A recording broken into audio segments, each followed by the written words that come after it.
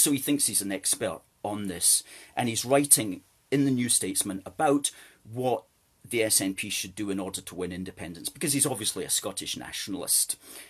And he's talking about it, and I was reading this, okay, because I have to subject myself to this stuff so that you don't have to. And I thought, you're missing out somebody here. You know, you're talking like it's the Scottish people against the Tories. What you're missing out is the 55% of people in Scotland who don't want to break up the United Kingdom.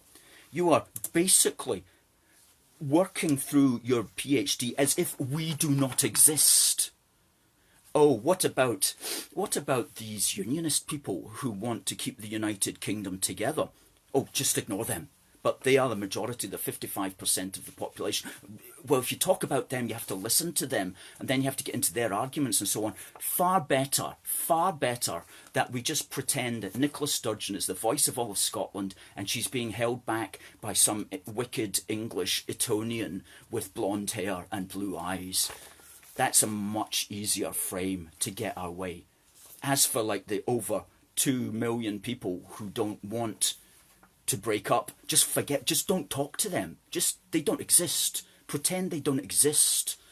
This is how these people get their way.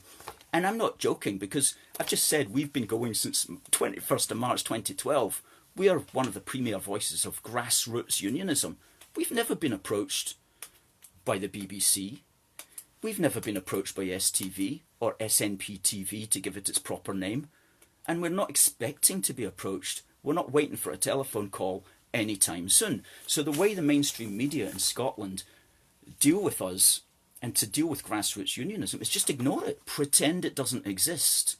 Let's just pretend this is some kind of contest between the SNP and all the people in Scotland who apparently support the SNP and the wicked Tories.